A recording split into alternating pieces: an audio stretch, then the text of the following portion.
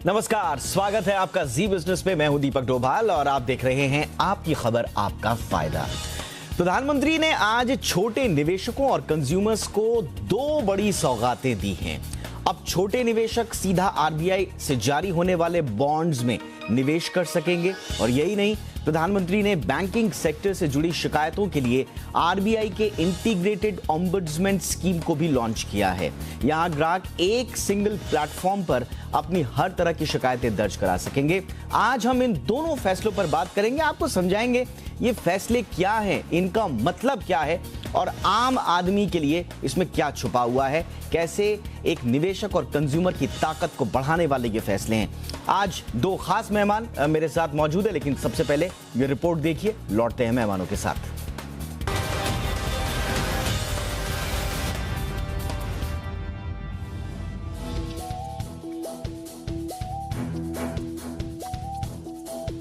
RBI ने retail निवेशकों और बैंकिंग से जुड़े ग्राहकों को 2 बड़ी सौगात दी है।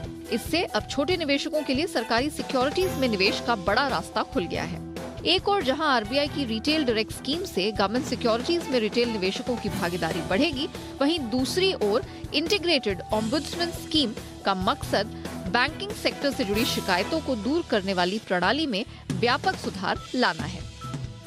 सबसे पहले बात करते हैं आरबीआई रिटेल डायरेक्ट स्कीम की। तो बता दें कि सरकार ने देश की इकोनॉमी से रिटेल निवेशकों को जोड़ने की एक शानदार पहल की है, जिसका मकसद गवर्नमेंट सिक्योरिटीज में रिटेल निवेशकों की भागीदारी को बढ़ाना है। पीएम मोदी ने इस स्कीम को लॉन्च कर दिया है। गिल्ट अकाउंट खोलने की बात करें तो इसके लिए आपके पास सेविंग्स बैंक अकाउंट और पैन कार्ड के साथ केवाईसी के लिए आधार या वोटर आईडी होना चाहिए। ये सब अगर आपके पास है तो आपको आरबीआई की website RBI Retail Direct ORG पर जाना होगा। इस पर फॉर्म सबमिट करने के लिए बस आपको अपने रजिस्टर्ड फोन नंबर और ईमेल आईडी पर आए OTP को दर्ज करना होगा और इस तरह आप अपना गिल्ट अकाउंट खोल सकेंगे, जिसके जरिए रिटेल निवेशकों को सरकारी बॉन्ड खरीदना आसान हो जाएगा। स्कीम के तहत रिटेल इन्वेस्टर्स को प्राइमरी और सेकेंडरी दोनों गवर्नमेंट सिक्योरिटीज मार्केट का ऑनलाइन एक्सेस मिलेगा।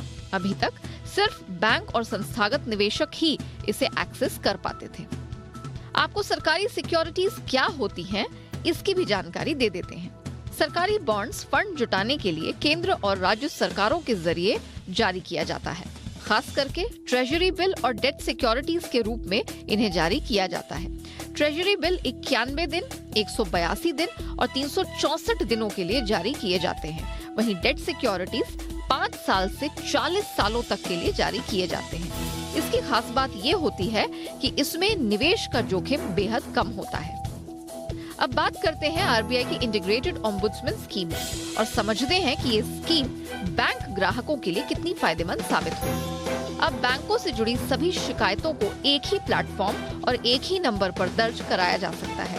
फाइनेंशियल और बैंकिंग संस्थानों के कस्टमर्स ईमेल आईडी और मोबाइल नंबर की मदद से अपनी शिकायत दर्ज करा सकेंगे। इसकी खास बात यह है कि शिकायत के स्टेटस को भी ट्रैक करना काफी आसान होगा।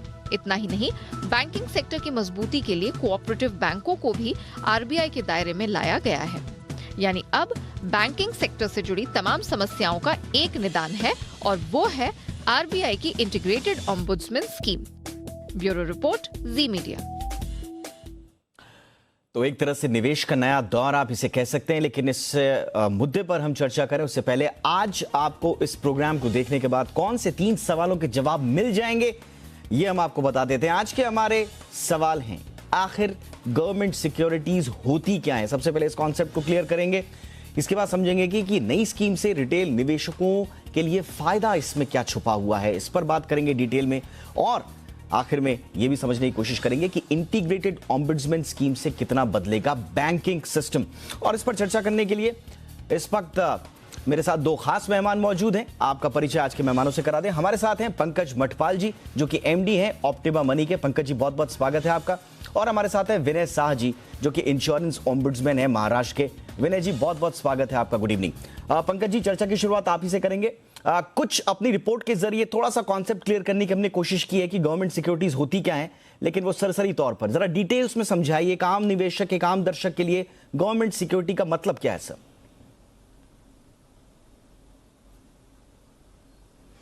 जी दीपक जी, गवर्नमेंट सिक्योरिटीज जिसे हम गवर्नमेंट बॉन्ड भी कह सकते हैं, और साधारण भाषा में कहूं तो एक तरह से गवर्नमेंट आपसे लोन ले रही है। आप गवर्नमेंट को लोन दे रहे हैं और उसके बदले में गवर्नमेंट आपको जो डॉक्यूमेंट इशू कर रही है, जो पेपर इशू कर रही है, वो आपके लिए गवर्नमेंट सिक्योरिटीज या गवर्नमेंट बॉन्ड है। तो जिस तरह से जब आप एफडी करते हैं, आप बैंक को पैसा देते हैं और बैंक प्रॉमिस करता है कि उसके ऊपर आपको इंटरेस्ट देगा और एक समय के बाद जब उसकी मैच्योरिटी होगी उस वक्त पर आपका पैसा आपको वापस मिल जाएगा। उसी तरह से जब आप गवर्नमेंट से बॉन्ड ले रहे हैं, आप गवर्नमेंट सिक्योरिटीज में इन्वेस्ट कर रहे हैं, ट्रेजरी बिल में इन्वेस्ट कर रहे हैं, तो इसका मतलब भी सेम है कि आप सेंट्रल गवर्नमेंट को, स्टेट गवर्नमेंट को जिस तरह की भी सिक्योरिटीज आप ले रहे हैं, जिसमें आप इन्वेस्ट कर रहे हैं, उस गवर्नमेंट को आप लोन दे रहे हैं और आपका समय पर भुगतान होगा और साथ में आपको इंटरेस्ट मिलेगा, उस पर जो भी इंटरेस्ट होगा। लेकिन यहां पर एक बात जो फर्क है गवर्नमेंट सिक्योरिटीज में और बैंक एफडी में, वो ये है कि गवर्नमेंट सिक्योरिटीज ट्रेडेबल होगी, यानी कि एक व्यक्ति दूसरे व्यक्ति को इसे बेच सकता है। तो जैसा अभी हम देख रहे थे रिपोर्ट में कि सेकेंडरी मार्केट में भी रिटेल पार्टिसिपेंट्स को एक्सेस मिलेगा, यानी कि आप सेकेंडरी मार्केट में इसे ट्रांसफर कर सकते हैं, एक व्यक्ति दूसरे व्यक्ति से खरीद सकता है या उसे बेच सकता है। ऑलराइट सर, और अब जरा रिटेल डायरेक्ट स्कीम के बारे में समझाइए। आज सरकार जो लेकर आई है वो कैसे अलग है? अब तक जो हो रहा था क्या उससे वो अलग है? जी, तो पहली बात यह है कि गवर्नमेंट सिक्योरिटीज में अभी भी रिटेल इन्वेस्टर पार्टिसिपेट कर सकते थे, लेकिन डायरेक्ट नहीं। अभी क्योंकि बैंक्स और जो संस्थागत निवेशक हैं वो निवेश करते थे, तो अपने ब्रोकर के थ्रू, नॉन कॉम्पिटिटिव बिडिंग के थ्रू यहां पर पार्टिसिपेट किया जा सकता था और ब्रोकर आपके डीमेट अकाउंट में उन गवर्नमेंट सिक्योरिटीज को ट्रांसफर कर सकते थे। लेकिन अब क्योंकि ये रिटेल डायरेक्ट स्कीम लॉन्च हुई है, तो आप रिटेल डायरेक्ट के पोर्टल पर जाकर आप डायरेक्टली यहां पर पार्टिसिपेट कर सकते हैं। तो यहां पर एक आपके लिए सुविधा हो गई कि एक ही जगह पर आप गवर्नमेंट सिक्योरिटीज, ट्रेजरी बिल्स, साथ ही सॉवरेन गोल्ड बॉन्ड्स, क्योंकि अभी भी निवेशक सॉवरेन गोल्ड बॉन्ड्स में इन्वेस्ट करते हैं, अब यहां पर इस पोर्टल पर यानी कि RBI retaildirect.org.in पर जाकर आप इन सभी स्कीम्स में इन्वेस्ट कर सकते हैं। तो ये एक सुविधाजनक हो गया है और रिटेल इन्वेस्टर्स डायरेक्टली अब गवर्नमेंट से बॉन्ड्स बाय कर सकता है। ओके, तो ये है फर्क, पहले क्या कुछ हो रहा था गवर्नमेंट सिक्योरिटीज में और अब जो सरकार ये स्कीम लेकर आई है वो कैसे अलग है। अब जरा आज का सरकार ने जो दो बड़ी कंज्यूमर सेंट्रिक स्कीम्स लॉन्च की हैं उसका जरा सेकंड पार्ट पे थोड़ी सी चर्चा कर लेते हैं, और ये है इंटीग्रेटेड ओम्बुड्समैन स्कीम। विनय सर, मैं आपके पास आना चाहूंगा। सर, आज प्रधानमंत्री ने भी कहा कि भाई लोकतंत्र की सबसे बड़ी ताकत तो तब है जब ग्रीवियंस रिडल्स सिस्टम आपका मजबूत होगा। आप निवेशकों की कितनी बात सुन रहे हैं, डिपॉजिटर्स की कितनी बात सुन रहे हैं, उनकी समस्याओं का निराकरण कितने वक्त पर कर रहे हैं। अब ये इंटीग्रेटेड ओम्बुड्समैन स्कीम जो है ये अब उसमें कैसे परिवर्तन लाएगी या उसको मजबूत करेगी? देखिए, प्रधानमंत्री जी ने जो आज नई scheme integrated ombudsman scheme announce की है, उसके तहत सबसे मेन मुद्दा यह है कि अब RBI द्वारा रेगुलेटेड जितनी भी संस्थाएं हैं उनके लिए एकीकृत एक ओम्बुड्समैन का उन्होंने नियुक्ति की घोषणा की है।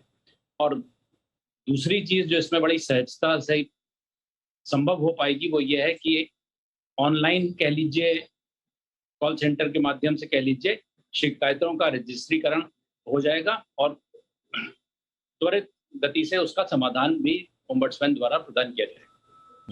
बट विनय सर, ओम्बुड्समैन तो अभी भी थे, तो ये इंटीग्रेटेड ओम्बुड्समैन स्कीम कैसे अलग है?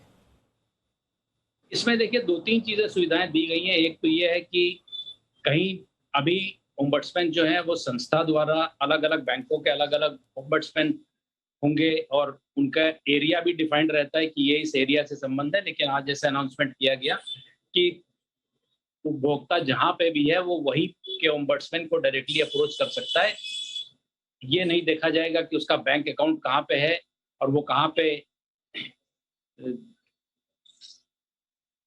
अब जरा वापस पंकज जी का रुख करता हूं। पंकज जी, आपने निवेश कैसे होगा इस नई स्कीम में वो समझाया, गवर्नमेंट सिक्योरिटीज क्या है, लेकिन हर निवेश का अपना एक रिस्क भी होता है सर, तो वो भी हमारे दर्शकों को बताइए कि इसमें रिस्क फैक्टर कितना है। बिल्कुल। देखिए, पहली चीज ये है कि यहां पर क्योंकि आप गवर्नमेंट के पास अपना पैसा जमा कर रहे हो, गवर्नमेंट को लोन दे रहे हो, तो यहां पर क्रेडिट रिस्क बिल्कुल भी नहीं है, जो कि कई बार हम देखते हैं कॉर्पोरेट बॉन्ड्स में या फिर आप कई बार छोटे बैंक्स में भी इन्वेस्ट करते हैं, तो ये डर रहता है कहीं मुझे वापस नहीं मिला तो क्या होगा। लेकिन जब गवर्नमेंट ऑफ इंडिया को आप पैसा देंगे तो यहां पर आपको ये जोखिम बिल्कुल भी नहीं आपके पास रहेगा। लेकिन क्योंकि ये ट्रेडेबल होते हैं, तो ये जरूर है कि समय समय पर इसका जो प्राइस है वो चेंज हो सकता है।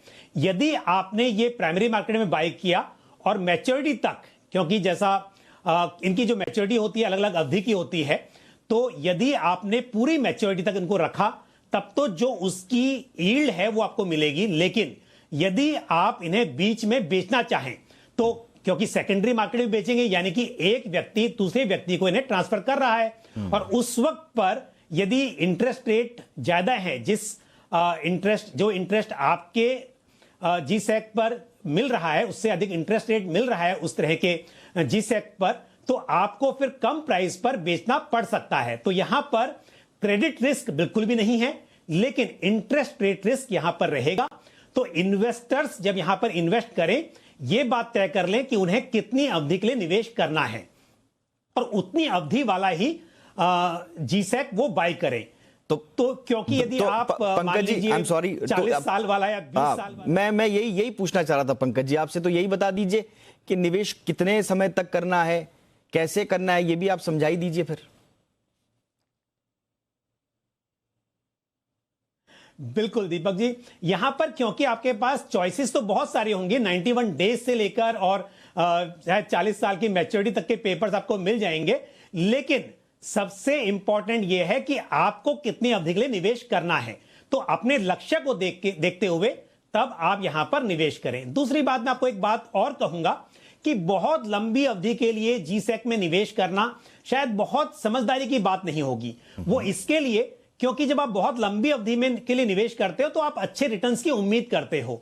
अब जीसैक से आप, क्योंकि गवर्नमेंट सिक्योरिटीज है, एक फिक्स्ड इनकम इंस्ट्रूमेंट है, तो यहां पर आप बहुत अच्छी ग्रोथ की या बहुत अच्छे रिटर्न्स की उम्मीद नहीं कर सकते। यहां पर आपको बैंक एफडी के आसपास ही रिटर्न मिलते हैं। तो इसके लिए मेरी राय यह होगी कि यहां पर निवेशक जिन्हें बिल्कुल सेफ रिटर्न चाहिए वही निवेश करें। और दूसरी बात, आपका लक्ष्य बहुत लंबा ना हो, आप एक 3-4 साल के हिसाब से निवेश कर रहे हो तो उतनी अवधि वाले गवर्नमेंट सिक्योरिटीज में आप निवेश करें। और साथ ही ये ध्यान रहे कि यहां पर लिक्विडिटी की प्रॉब्लम हो सकती है, क्यों कि अभी अवेयरनेस बहुत कम है। तो अवेयरनेस के हिसाब से यदि आपको यहां पर लिक्विडिटी नहीं मिलती है, बायर्स नहीं मिलते हैं, तो सेकेंडरी मार्केट में शायद आपके लिए इन सिक्योरिटीज को बेचना इतना आसान ना हो पाए। विनय सर, मैं आपके पास आना चाहूंगा। सर, अब ज्यादा से ज्यादा लोग शिकायतें करेंगे, सरकार उनको एनकरेज कर रही है, सिस्टम ऐसा बना रही है कि ज्यादा से ज्यादा शिकायत करें ताकि बैंकिंग सिस्टम पर उनका भरोसा बढ़े। लेकिन हमारे बैंक्स क्या इस चीज के लिए तैयार हैं? प्रैक्टिकल सिचुएशन क्या है? क्योंकि बैंकों पर भी बोझ पड़ेगा अगर आप शिकायत निपटारा प्रणाली को अगर आगे बढ़ाएंगे या उसका विस्तार करेंगे, तो बैंकों पर भी तो बोझ पड़ेगा। तो बैंकों का टेक इसमें किस तरह से आप देखते हैं?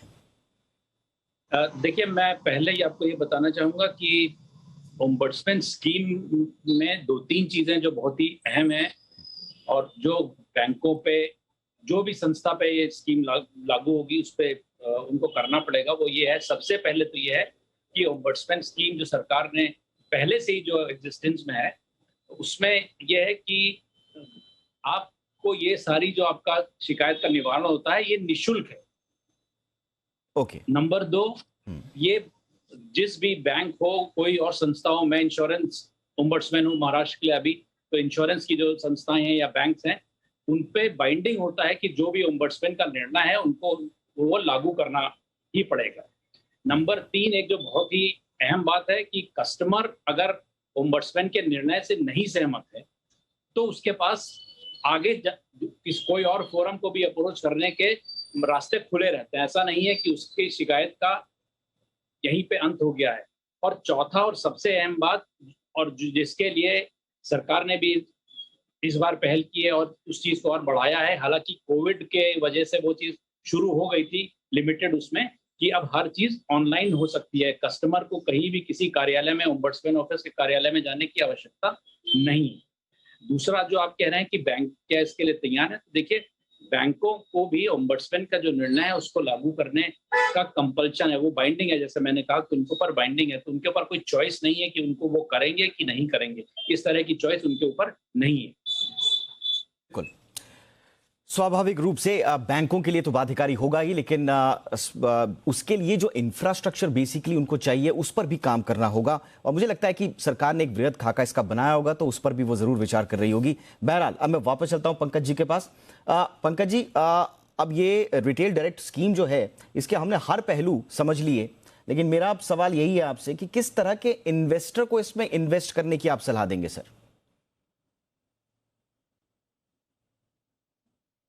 बिल्कुल, देखिए जहां तक सवाल है एलिजिबिलिटी का, तो वो तो कोई भी इंडिविजुअल जिसका रुपी सेविंग अकाउंट हो वो इसमें पार्टिसिपेट कर सकता है, अकाउंट खोल सकता है। और अकाउंट फ्री ऑफ कॉस्ट है, कोई चार्जेस भी नहीं है अकाउंट खोलने के। रिटेल डायरेक्ट गिल्ट अकाउंट जो खोलना है ये फ्री ऑफ कॉस्ट है सिर्फ, और पेमेंट जो है वो यूपीआई के थ्रू या फिर ऑनलाइन यहाँ पे पेमेंट किया जा सकता है। जहां तक ये सवाल है कि किन्हें खोलना चाहिए, तो मैं ये कहूंगा कि देखिए किसी भी इन्वेस्टर को अपने पोर्टफोलियो में इक्विटी और डेट सभी तरह के असेट्स को इंक्लूड करना चाहिए। तो जब डेट की बात आती है तो वहां पर आप थोड़ा पोर्शन यहां पर भी एलोकेट कर सकते हैं। तो इन्वेस्टर्स को अपने शॉर्ट टर्म गोल्स के लिए और थोड़ा सा सुरक्षा के हिसाब से कि अपने पोर्टफोलियो में थोड़ा एलोकेशन जो डेट का है वहां पर भी आप कर सकते हैं। हालांकि मैं बता दूं कि म्यूचुअल फंड्स में भी जीसैक फंड्स होते हैं जो कि गवर्नमेंट सिक्योरिटीज में इन्वेस्ट करते हैं, तो उसके जरिए भी निवेशक अब भी जीसैक में पार्टिसिपेट करते हैं इनडायरेक्टली। तो इसी तरह से अब क्योंकि आपके पास ये एक विकल्प है कि आप डायरेक्टली इन्वेस्ट कर सकते हैं, तो उस हिसाब से अपने पोर्टफोलियो का एक छोटा हिस्सा आप जीसैक में एलोकेट कर सकते हैं। तो किसी भी निवेशक को जिन्हें सेफ रिटर्न चाहिए, जिन्हें ज्यादा जोखिम नहीं लेना है, और साथ ही बाकी निवेशक जो जोखिम भी लेते हैं लेकिन साथ में थोड़ा एलोकेशन इस तरह के सेफ इन्वेस्टमेंट में करना चाहते हैं, वो सभी इस सुविधा का फायदा ले सकते हैं। अच्छा पंकज जी, आपने बड़ी इंपॉर्टेंट बात बोली कि अभी भी रास्ते थे सिक्योरिटीज में निवेश के लिए, बैंक, इंश्योरेंस, म्यूचुअल फंड्स के जरिए इनडायरेक्ट रास्ते अपनाने पड़ते थे। लेकिन आज प्रधानमंत्री ने भी कहा क्या वाकई में आप फंड मैनेजर्स की जरूरत नहीं पड़ेगी इस स्कीम में?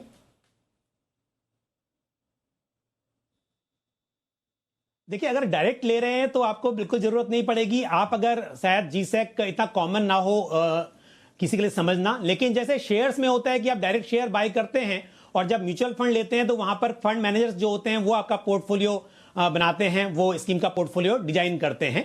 उसी तरह से जब यहां पर जीसैक फंड थे या हैं अभी जीसैक फंड जो है गिल्ड फंड कहते हैं, तो उनका निवेश गवर्नमेंट सिक्योरिटीज में होता है और फंड मैनेजर्स ये डिसाइड करते हैं कि उन्हें कब और किस मैच्योरिटी वाले जीसैक बाय करने हैं। लेकिन अब आप डायरेक्टली आरबीआई से ये बाय कर सकते हैं। तो मतलब ये थोड़ा सा ये अंतर है कि डायरेक्ट और इनडायरेक्ट वाला।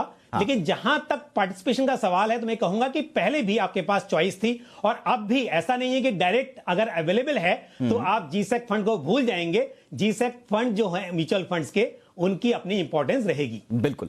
एक आखिरी बात, और मेरे पास वक्त की कमी है, संक्षेप में आपसे समझना चाहेंगे। निवेश की हमने बात कर ली पंकज जी, अब पैसा अगर निकालना हो इसमें तो कैसे निकलेगा? बिल्कुल, देखिए दो चीजें हैं। यदि आप प्राइमरी मार्केट से बाय कर रहे हैं या वैसे भी सेकेंडरी मार्केट से बाय किया है, लेकिन टिल मैच्योरिटी आप वहां बने रहते हैं, तो मैच्योरिटी पर तो आपको आपका पैसा मिलेगा। गवर्नमेंट से आप बाय कर रहे हैं, गवर्नमेंट आपको आपका पैसा वापस देगी। लेकिन यदि बीच में आप इसे ट्रांसफर कर रहे हैं, आप सेल कर रहे हैं, उस केस में आपको पैसा अगेन सेम थिंग है। अगर वो बिक पाया सब्जेक्ट टू लिक्विडिटी, क्योंकि ये देखना होगा कि आपके पास बायर होने चाहिए। जो ये प्लेटफॉर्म है यहां पर बायर सेलर मिलेंगे। जैसे हम जब शेयर की ट्रेडिंग करते हैं तो बायर सेलर मिलते हैं और ब्रोकर के थ्रू आप बाय और सेल करते हैं, ऐसे ही गवर्नमेंट की वेबसाइट पर अब आप सेल और बाय करेंगे। तो जो बायर हैं वो आपसे बाय करेंगे और ये इस रूट से मतलब गवर्नमेंट के थ्रू ही आपका पैसा आपके अकाउंट में आ जाएगा। तो पैसा सेविंग अकाउंट से जाएगा बाय करते समय और बेचते समय सेविंग अकाउंट में आ जाएगा। बट सिर्फ ये देखना है कि इसमें लिक्विडिटी रहे और बायर अवेलेबल हो आपके बॉन्ड्स को, आपके गवर्नमेंट सिक्योरिटीज को खरीदने के लिए। बहुत बहुत शुक्रिया पंकज मटपाल जी, थैंक यू सो मच। विनय शाह जी, आप दोनों आए और हमारे दर्शकों की जितने भी तमाम क्वेरीज थी, सवाल थे, उनका आपने उत्तर दिया। बहुत बहुत शुक्रिया आपका। उम्मीद यही है कि जैसा हमने पहले भी कहा था कि ईज ऑफ इन्वेस्टमेंट के साथ साथ बैंकिंग सिस्टम में मजबूती के लिए ये जो स्कीम्स आई हैं ये कारगर साबित हो, यही उम्मीद करते हैं। बहुत बहुत शुक्रिया आप दोनों का। इसी के साथ आपकी खबर आपका फायदा में इतना ही। इजाजत दें, नमस्कार।